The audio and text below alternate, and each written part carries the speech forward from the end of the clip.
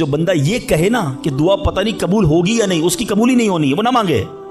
यकीन चाहिए, वो बिलीफ चाहिए, वो यकीन साथ हो तो फिर दुआ अर्श तक जाती है। अल्लाह से दुआ करो तो घबराओ नहीं, अल्लाह से दुआ करो तो यकीन रखो, अगर वाकई दिल से दुआ है तो रब रास्ते बनाएगा, वो गैब से मदद फरमाएगा। मुझे लगता है मेरा मसला बड़ा है। और फिर मैं वही बात करूंगा कि जिसकी मां जिंदा है, खुदा की कसम मां की दुआएं ले लो, पूछो उनसे जिनकी मां चली गई है। आज जिसकी मां नहीं ना, वो किससे दुआएं करवाए, वो किससे इल्तिजाएं करवाए। सफर पे होते थे तो पीछे कोई था जो मुसल्ला बिछाकर दुआ करता था। हर थोड़े दिनों बाद पैगाम आता था, बेटा किधर पहुंचे, बेटा तबीयत कैसी है। अरे मां सोचो तो सही, बेटे का काम था मां से पूछना कि मां तुम्हारी तबीयत कैसी है। मां पूछती है बेटा तुम कैसे हो। हमने रातों को उठकर मां को जगाया, मां पेट में दर्द है। कभी मां ने हमें बताया कि मेरे पेट में दर्द है बेटा। अपनी तकलीफें सहती रही, अपनी तकलीफें सहती रही, मगर हमें राहतें पहुंचाती रही। ले लो दुआएं, ये दुआओं का साहिबान है। ना करो मां को तंग, ना करो उसे परेशान। जितनी भी बड़ी परेशानी में हो ना, मां के कदमों में बैठ जाओ, को मां मेरे लिए दुआ कर दे। तुम्हारी मां ने दुआ कर दी ना, ये अर्श तक जाती है। और एक और बात बता दूं, कुछ दुआएं वो हैं जो हम कहते हैं मां दुआ कर दो, अब्बू दुआ कर दी, अलग बात है, वो करते हैं। इतनी खिदमत करो कि कहना ना पड़े, मां खुद दुआ करे या अल्लाह मेरे बेटे की खैर कर दे। मां वालिद खुद दुआ करे या अल्लाह मेरे बेटे के बिगड़े काम बना दे, फिर देखो क्या होता है तुम्हारे साथ। अल्लाह के हबीब अलैहिस्सलाम फरमाते, जिसका मजमून है, जब कोई फासिक, फाजिर, गुनाहगार शख्स अल्लाह की बारगाह में दुआ करता है, अल्लाह फरिश्तों से फरमाता है इसका काम जल्दी कर दो। क्यों? फरमाता है इसका मांगना पसंद नहीं आ रहा, इसकी आवाज अच्छी नहीं, जल्दी काम कर दो। और फरमाया जब अल्लाह का कोई नेक बंदा, रब का महबूब, जब अल्लाह की बारगाह में दुआ करता है, अल्लाह फरिश्तों से फरमाता है अभी इसको ना देना, अभी इसका काम ना करना, इसको और मांगने दो, मुझे इसका मांगना बड़ा पसंद आ रहा। मैं आपसे पूछता हूं खुदा की कसम, मैं जो मांगू वो मुझे मेरा रब दे दे, ये अच्छा है, या जिंदगी में एक दुआ मैं ऐसी करूं कि अल्लाह जिब्रील से कहे कि मेरे बंदे का काम ना करना, इसको और मांगने दो, है मेरे फरिश्तों और मांगने दो, मुझे इसका मांगना बड़ा पसंद आ रहा है। काश जिंदगी में एक दुआ, मुझे बताओ ना, मेरा रब ये कह दे कि मेरे बंदे की आवाज मुझे पसंद है, फिर तो मेरा काम हो गया ना, मेरे रब को मैं पसंद आ गया, इससे बड़ी क्या चीज है। मगर बदकिस्मती है उस शख्स के लिए जो अल्लाह की बारगाह में शिकवा करता है कि मेरा काम नहीं हो रहा, मेरी दुआ कबूल नहीं हो रही। जल्दी ना मचाया करो, अल्लाह पर भरोसा रखो। और अब आखिरी बात से और आपका क्लाउड क्लियर हो जाएगा। वो लोग जो कहते हैं पता नहीं मेरे मसले हल क्यों नहीं हो रहे, मैं अल्लाह की बारगाह में इतना दुआ करता हूं मसला हल नहीं होता। सुनो, अब मैं आपको एक लॉजिकली मिसाल देता हूं या अकली मिसाल देता हूं। आप वालिद हैं, आप में से बहुत सारे वालिद होंगे, कई बड़े भाई होंगे, आपने बच्चे पाले हैं या कई अभी भी बच्चे वाले हैं। मैं आपसे सवाल करता हूं, आपका छोटा बेटा हो, स्मॉल चाइल्ड, बीमार हो जाए, गला खराब, फ्लू, शदीद खांसी, अब वो बच्चा आपसे जिद करे कि अब्बू जान मैंने आइसक्रीम खानी है, मैंने ठंडा शरबत पीना है, खांसी भी हो रही है, बताइए आप पिलाएंगे उसको? जवाब दीजिए। सब मना कर रहे हैं, नहीं पिलाएंगे ना। अच्छा, अब वो बच्चा रोना शुरू कर दे, आपके बिल्कुल सामने बैठे चीखे मार रहा है, रो रहा है, आपका एक दोस्त भी साथ बैठा है, वो अभी आया, देखा बच्चा रो रहा है आइसक्रीम के लिए, बाप कह रहा है नहीं खिलाऊंगा। अब दोस्त क्या कहेगा, यार कैसे वाले दो, बच्चा रो रहा है खिला दो ना आइसक्रीम। उसको पता नहीं सारी बात, तो आप उसको क्या रिप्लाई देंगे? आप कहेंगे मैं वालिद हूं, मुझे पता है बच्चे को कब क्या देना है, अभी आइसक्रीम खिला दूंगा तो गला खराब हो जाएगा, ये और बीमार हो जाएगा, इसको आइसक्रीम देना इससे मोहब्बत नहीं है, दुश्मनी है। ऐसा ही है, जरा बात मेरे साथ रहिएगा। अब बड़ी दिल पर हाथ रखकर मेरी बात सुनना। तुम वालिद हो, तुम्हें पता है बच्चे को कब क्या देना है, मेरे खालिक को नहीं पता मुझे कब क्या देना है।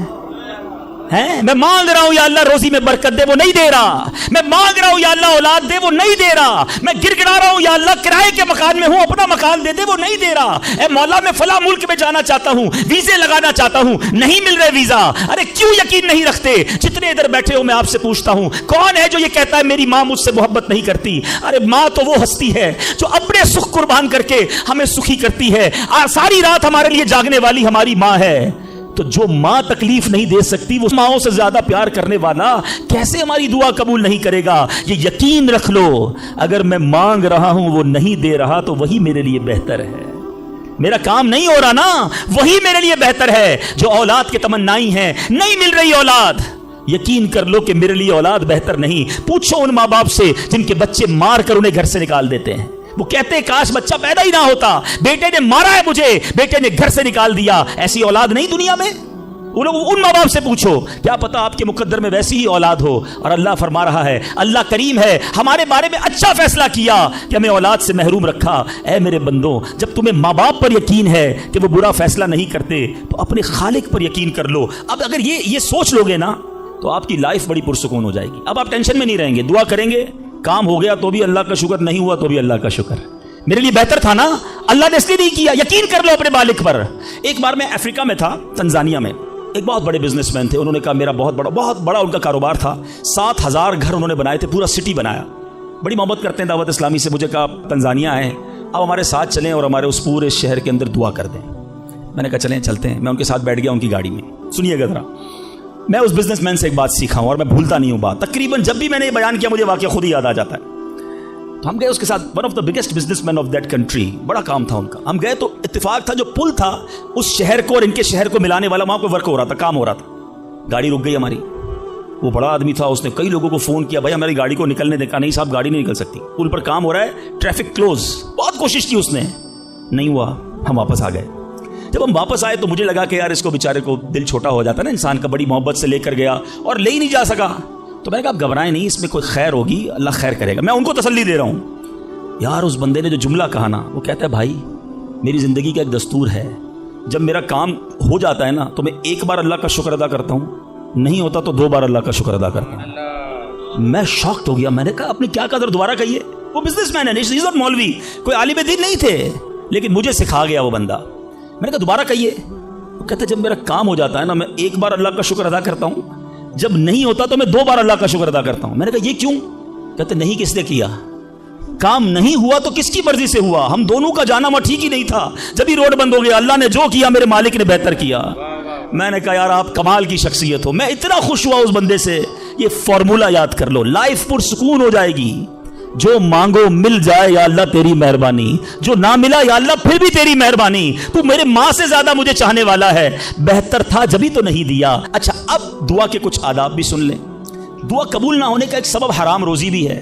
हदीस के अल्फाज हैं, हराम खोर की दुआ कबूल नहीं होती। बंदा हराम भी खा रहा है, सूद का काम भी कर रहा है, मिलावट भी कर रहा है, झूठ बोलकर रोजी भी कमा रहा है, कहता दुआ क्यों कबूल नहीं होती?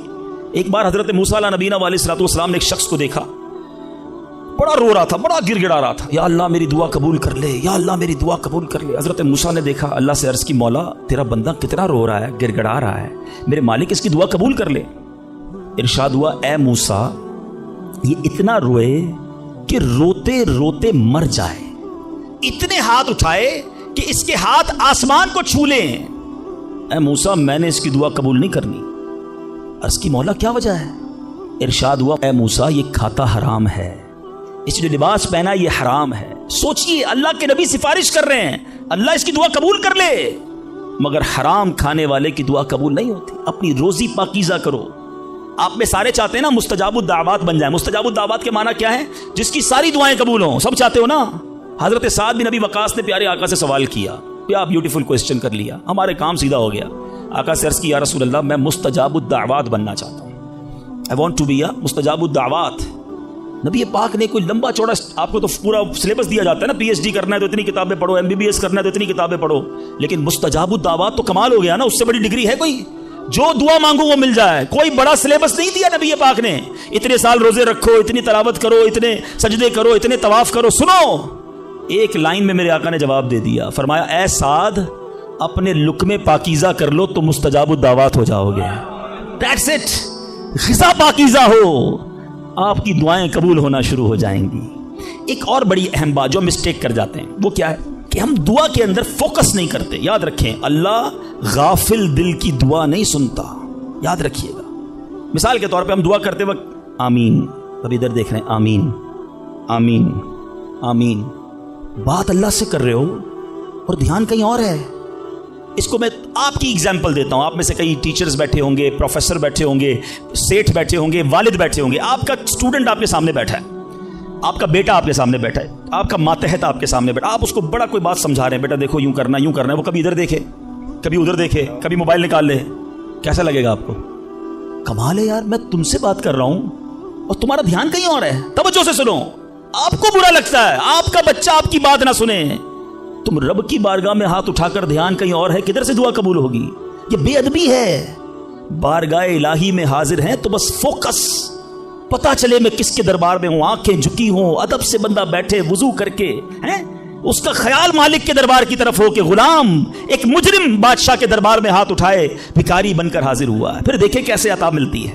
एक और मिस्टेक, दुआ कबूल ना होने का एक सबब, और वो है यकीन। एक बड़ा प्रॉब्लम यह है, बंदा कहता है यार चलो मांग लेते हैं, बाकी होती नहीं अपनी दुआ कबूल। एक वाकया मुझे याद आया, एक बार एक गांव में बारिश नहीं हो रही थी, बड़ा जबरदस्त कहत। गांव वालों ने तय किया चलो मिलकर जरा दुआ करते हैं, नमाज इस्तिस्का वगैरह पढ़ते हैं। गांव के सारे लोग जमा हुए, हजारों का मजमा। कई सालों से उस गांव में बारिश ही नहीं हुई, पत्ते पत्ते को, बूंद बूंद को लोग तरस रहे। कहत एक नौजवान, एक यंगस्टर आया, हाथ में उसकी छतरी है। सारे गांव वाले हंसने लगे कि अल्लाह के बंदे, कई सालों से एक कतरा पानी का नहीं गिरा, तुम छतरी लेकर आए हो। उस नौजवान ने कमाल का जवाब दिया कि जिससे मांगने आए हैं वही तो बरसाने वाला है। अब अगर उसने बरसा दी तो क्या भीगते हुए जाऊंगा? अब हुआ यही, किताब में लिखा सबने दुआ मांगी, नौजवान के यकीन की बरकत से दुआ के दौरान मूसलाधार बारिश शुरू हो गई।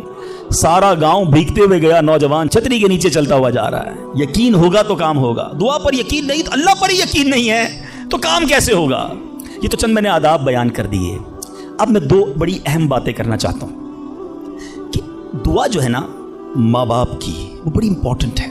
बाज़ औक़ात हम समझते हैं कि यार काम नहीं हो सकता मेरा, बड़ा टिपिकल है, मैं बड़ी मुश्किल में फंस गया हूं, मेरे मसाइल बहुत हैं, ये मसला हल हो ही नहीं सकता, मैं इतने बड़े कर्जे में आ गया हूं कि वो कर्जा कैसे उतरेगा? मैं सारी जिंदगी नौकरी करता रहूं, कर्जा तो नहीं उतरना, मेरी ये बीमारी डॉक्टर कहते ठीक ही नहीं होगी। यहां आकर हमारा कॉन्फिडेंस शेक हो जाता है, हम अल्लाह से भरोसा उठा लेते हैं, हमें लगता है नहीं यार ये प्रॉब्लम सॉल्व नहीं हो सकता। आज एक बात सीख कर जाना, जो प्रॉब्लम आपके सामने बहुत बड़ा है ना, वो आपके लिए बड़ा है।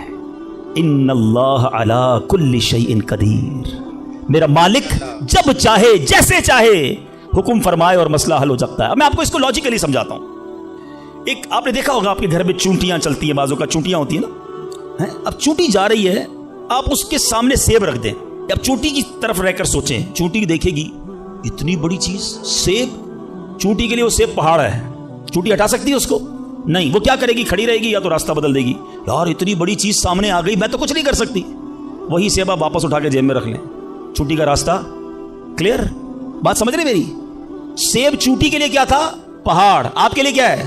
सेब। आपने उठाया वापस जेब में रख लिया, चूंटी के सामने से पहाड़ हट गया। जो प्रॉब्लम मेरे और आपके सामने है ना, मेरे लिए पहाड़ है, आपके लिए पहाड़ है, आपको लगता है सॉल्व ही नहीं हो सकता। इन्नल्लाह अला कुल्ली शैइन कदीर, वो जब चाहे जैसे चाहे, मिनटों में, मिनट भी ज्यादा है, सेकंडों में प्रॉब्लम सॉल्व करता है। दिल से दुआ मांगो। अब मैं आपको एक वाकया सुना, एक डॉक्टर का बड़ा ही जबरदस्त वाकया मैंने किताब में पढ़ा। डॉक्टर अहमद उस शख्स का नाम था। एक कंट्री में वो बड़ा जबरदस्त डॉक्टर था और one of the biggest doctor of that country. हुकूमत ने प्लान किया कि उस डॉक्टर को कंट्री का सबसे बड़ा अवार्ड देना है, सबसे बड़ा इनाम। एक सेमिनार मुकर्रर किया गया, उसको एज अ स्पेशल गेस्ट मेहमान खुसूसी बुलाया गया। कहा दुनिया भर से लोग बुलाएंगे, पाकिस्तान के या उस मुल्क के बड़े लोग आएंगे, आपको गिफ्ट दिया जाएगा, आपको अवार्ड दिया जाएगा। डॉक्टर साहब बड़े खुश कि मेरे एजाज़ में इतनी बड़ी तकरीब।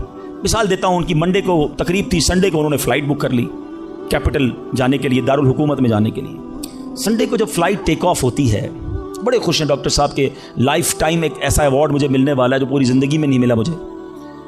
फ़्लाइट टेक ऑफ हुई और जहाज़ जो है वो जैसे ही टेक ऑफ हुआ, थोड़ी देर बाद मौसम ख़राब हो गया। जहाज़ में बड़े हिचकोले आने लगे, बड़ी घबराहट इनको हो गई, ऐसा लगा कि जहाज़ कहीं हादसे का शिकार ना हो जाए।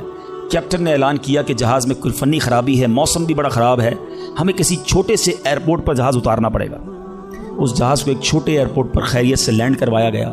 सब लोगों ने सुकून का सांस लिया। डॉक्टर साहब परेशान थे कि मुझे आज किसी सूरत भी कैपिटल दारुल हुकूमत पहुंचना है, कल अवार्ड मेरे लिए, सारी दुनिया आनी है और मैं नहीं पहुंच सका। डॉक्टर साहब वेट करते रहे कि अब कब उड़ेगा। एयरपोर्ट के अमले ने कहा कि हुजूर आज जहाज़ नहीं उड़ सकता, ये जहाज़ में ऐसी खराबी है, हमारा एयरपोर्ट भी बहुत छोटा है, हमारे यहाँ कोई टेक्निकल स्टाफ नहीं है, ये कल हो सकेगा। डॉक्टर साहब कहे मैं मर जाऊंगा, बहुत बड़ा प्रॉब्लम हो जाएगा, मुझे कल बहुत बड़ा अवार्ड मिलना है, मुझे कैपिटल पहुंचना जरूरी है।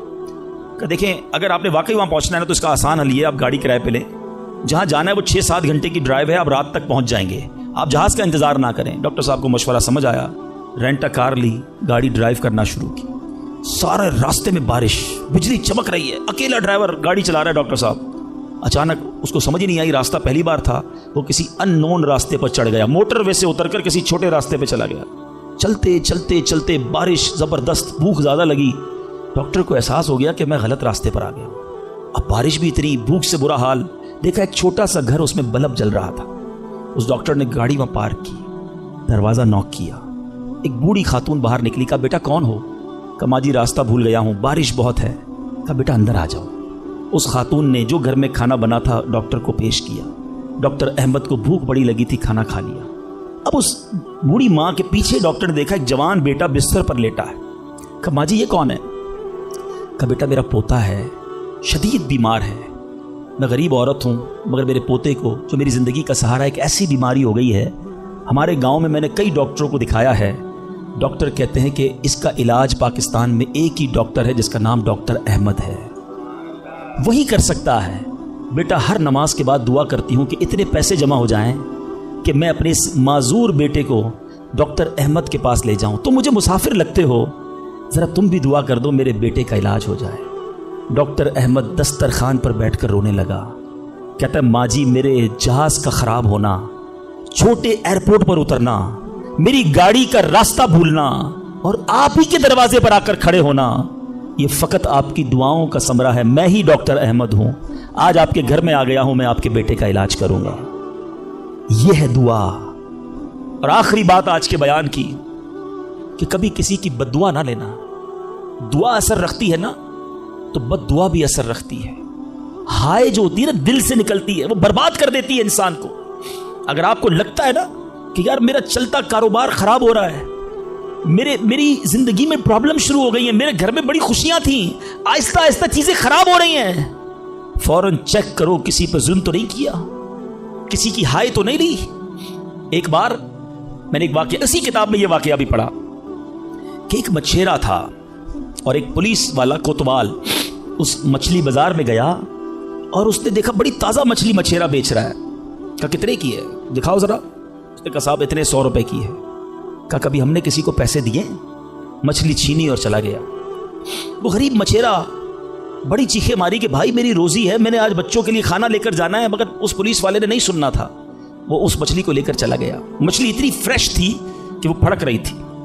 उसी फड़कने के दौरान उस मछली ने उस पुलिस वाले के अंगूठे पे काट लिया। नॉर्मल सा था मामला था। घर आ गया, घर आया, बीवी को कहा मछली पकाओ, फ्रेश फिश लाया हूं।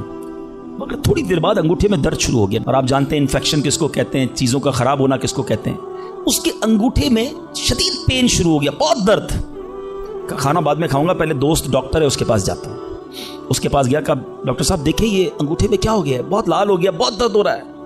क्या इसमें जहर फैल गया है, अभी अभी डिसाइड करो वरना ये अंगूठा नहीं काटोगे तो हाथ काटना पड़ेगा। कहा अच्छा। हाँ, अंगूठा कटवाया, घर आया, बड़ा अफसुर्दा कि अंगूठा ही कट गया। अभी दस्तरखान पर बैठा तो हथेली में दर्द शुरू हो गया, हथेली लाल होना शुरू हो गई, बड़ी बड़ी तकलीफ। फिर गया डॉक्टर के पास कि डॉक्टर साहब आपने कहा था अंगूठा कटवा दो, हथेली बच जाएगी, हथेली भी लाल हो गई। कि बेटा इसमें भी इंफेक्शन हो गया है, फौरी फैसला करो, मेरी अकल काम नहीं कर रही, वरना ऐसा ना हो तुम्हारा पूरा बाजू काटना पड़े। मरता क्या ना करता, हथेली कटवाई। फिर घर आया, पट्टी बंदी हुई हाथ पे, आंखों में आंसू हैं, तड़प के लेटा, लेकिन रात चैन से नींद ना आई। हाथ में दर्द होना शुरू हो गया, पूरा हाथ लाल हो गया, परेशान। डॉक्टर के पास जाने वाला था, उसका एक दोस्त बड़ा समझदार था, वो देख रहा था कि शाम अंगूठा कटवाया, फिर हथेली कटवाई, अब हाथ के लिए तड़प रहा है। कह रहे एक बात बताओ, आज तुम्हारे साथ कोई वाकया हुआ है क्या, तुमने कोई काम किया है?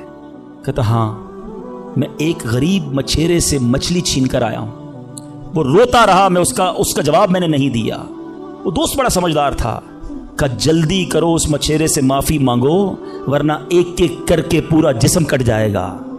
रातों रात दोनों दोस्त भागे, उस मछेरे का घर ढूंढा, आधी रात को उसके घर पहुंचे और उस पुलिस वाले ने हाथ जोड़कर कहा कि देखो मेरा हाथ कट गया है, मुझे अल्लाह के वास्ते माफ कर दो।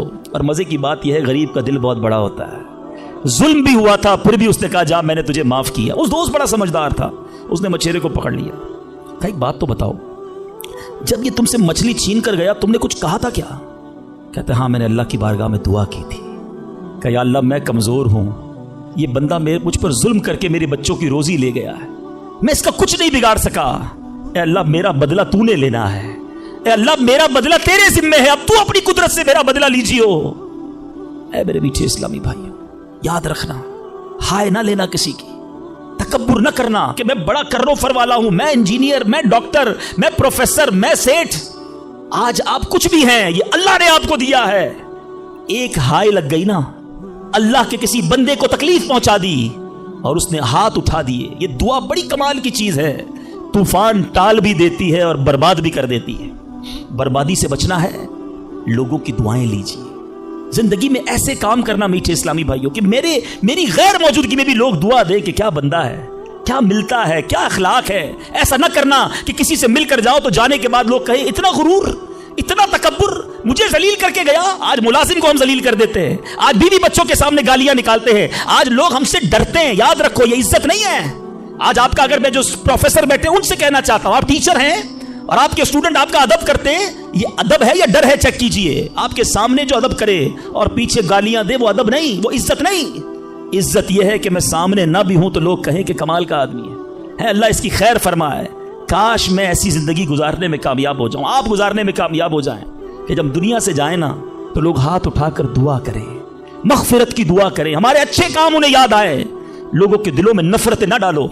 आज किसी पर जुल्म करके, रोब जमा कर, उसको धौंस में लेकर हम अपना काम तो निकाल लेते हैं, मगर याद रखना वो भी बंदा रब का है, अल्लाह का बंदा है, नबी पाक का उम्मती है, उसका भी कनेक्शन है। और अगर तड़प कर उसने दुआ कर दी ना तो हमारी बर्बादी कोई नहीं रोक सकेगा। अगर मेरा कोई भाई ऐसा बैठा है ना जो देख रहा है कि यार कारोबार डाउन हो रहा है, फैमिली डिस्टर्ब हो रही है, सेहत गड़बड़ हो रही है, कुछ चीजें बिखरती महसूस हो रही हैं, फौरन अलर्ट हो जाएं, चेक करें मुलाजमीन से जुल्म तो नहीं हो रहा, पड़ोसियों को तकलीफ तो नहीं हो रही, बीवी बच्चे तो परेशान नहीं, माँ बाप, बहन भाई, रिश्तेदार, खाला मामू चाचा बहुत परेशान है लोगों से। हम समझते हैं हम सब ठीक है, नहीं, सब ठीक नहीं है, दिल तोड़े हुए हैं, जलील किया हुआ है हमने, दुनिया को बांटते हैं, अपनों को परेशान किया हुआ है। जो शरीयत सिखाती है कि सबसे ज्यादा हक है हमारे माँ बाप का हम पर, फिर हमारे घर वालों का, फिर हमारे रिश्तेदारों का। सारी दुनिया खुश है और रिश्तेदार परेशान है हमसे। तो है मेरे मीठे इस्लामी भाइयों, आज के इस मुख्तसर बयान में मैंने 2-3 एस्पेक्ट आपके सामने रखे हैं। इंपॉर्टेंस ऑफ दुआ, कितनी जरूरी है दुआ, कितनी बरकत वाली चीज है दुआ। घबराओ नहीं, मांगो अल्लाह से, डरो नहीं, कंजूसी नहीं करो, अदब से मांगो, फोकस के साथ मांगो, यकीन के साथ मांगो, जितना मांगना है मांगो। और दूसरी बात, हराम से बचना है ताकि दुआएं कबूल हो, और ना मिले तो शिकवा नहीं, हर हाल में अल्लाह का शुक्र अदा करना है। और आखिरी बात, हाय नहीं लेनी, तकलीफ नहीं पहुंचानी। अल्लाह ताला मुझे और आपको मुसलमानों का खैर खा बना दे, मुसलमानों के दिलों में खुशी दाखिल करने वाला बनाए। और यही दावत इस्लामी का मैसेज है। हम मिलाद मनाने जमा हुए हैं, नबी पाक के गोया मिलाद का महीना आ गया। क्या किया मेरे आका ने सारी जिंदगी? मोहब्बतें, प्यार, नरमी, शफकत, जानवरों के साथ अच्छा सलूक। अल्लाह के हबीब जानवरों पर जुल्म करने से मना करते, आज हम इंसानों पर जुल्म कर रहे हैं, आज लोगों पर लड़ाइयां कर रहे हैं, झगड़े कर रहे हैं। एक गलती माफ करने के लिए बंदा तैयार नहीं होता, कहता नहीं जनाब ईंट का जवाब पत्थर से दूंगा, इसने मुझे कैसे गाली निकाली, जानता नहीं मैं कौन हूं। भूल गए? सलाम उस पर कि जिसने गालियां सुनकर दुआएं दी, सलाम उस पर कि जिसने खूह के प्यासों को कबाएं दी। मेरे आका वो हैं जो गालियां सुनकर दुआएं देते, और हम कहते हैं नबी का उम्मती हूं, गुलाम हूं। कैसे गुलाम हो? लड़ाई झगड़े के लिए हर वक्त तैयार रहते हो, नहीं छोड़ूंगा, बदला लूंगा। खानदानी दुश्मनियां चल रही हैं, कई नस्लों से दुश्मनियां चल रही हैं। अल्लाह के बंदों क्या हो गया है? हम उस नबी के उम्मती हैं कि जिन्होंने कातिलाना हमला किया, अल्लाह के हबीब ने उन्हें भी माफ फरमा दिया, और हम माफ करने के लिए तैयार नहीं है। एक आखिरी रिवायत सुन लो, काश दिल में उतर जाए मेरी बात।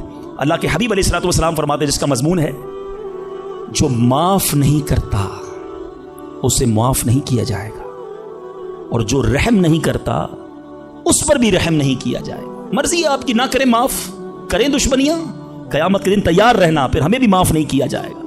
बंदों को माफ करो, दरगुजर करो और अल्लाह से दुआ करो, या अल्लाह मैं बंदा हूं, मैंने तेरी रिजा के लिए बंदे माफ कर दिए, तू तो खालिक है, तो मुझे माफ फरमा। शबे कदर की दुआ याद है? अल्लाहुम्मा इन्नका अफुव्वुन करीमुन तुहिब्बुल अफ़्वा फ़अफ़ु अन्नी। माना तो समझो क्या प्यारी दुआ है, अल्लाह तू करीम है, तू माफ करने वाला है, माफी को पसंद करता है, मुझे भी माफ कर दे। हैं अल्लाह को अर्ज कर रहे, अल्लाह तू माफी को पसंद करता है, खुद माफी देने के लिए तैयार नहीं है, ना मुलाजिम को, ना बीवी को, ना सास को, ना बहू को। लड़ाई झगड़े लगे हुए सबके। आज एक नियत कर लो, है मुसलमानों, आका के गुलामों, आज तक मुझे किसी ने भी सताया, दिल दुखाया, मैंने उसको माफ किया। कह दो मैंने माफ किया, दुश्मनियां खत्म। आगे बढ़कर खुद माफी मांग लो। आपको लगेगा यार गलती तो उसने की थी, मैं क्यों माफी मांगू, वो माफी मांगे। यही तो प्रॉब्लम है। दो दोस्त, दो रिश्तेदार, दो भाई 5-5, 10-10 साल से एक दूसरे से बात नहीं कर रहे, किस वजह से? वो माफी मांगे। एक सॉरी ने दो दोस्तों को गले पे बिठाया हुआ है, मियां बीवी अलग बैठे हुए, रिश्तेदार दूर है, क्यों? वो पहले माफी मांग ले, बस मैं माफी मांग लूंगा, मैं माफ कर दूंगा। अरे आप आगे बढ़ के माफी मांग लो ना। हमारी मेमनी में एक जुमला कहा जाता है, जो नमी हो वो अल्लाह के गमी हो, जो झुक जाता है वो अल्लाह को पसंद आ जाता है। आप आगे बढ़ जाओ, आप फोन कर दो आज, ए मेरे भाई कई साल हो गए आप नाराज हैं, जो भी मुझसे गलती हुई अल्लाह की रजा के लिए माफ कर दो, मैं आपके घर मिठाई का डब्बा लेकर आना चाहता हूं। अरे जाओ यार, दोस्ती कर लो। ये रिश्तेदार, ये प्यार करने वाले दुनिया में वैसे ही थोड़े होते हैं। इन थोड़ों से ही हमने दुश्मनियां लगाई हुई हैं। थोड़ी लाइफ है, प्यार से गुजारो, मोहब्बत से गुजारो, खत्म कर दो दुश्मनियां, फिर देखो इंशाल्लाह कैसे मोहब्बतें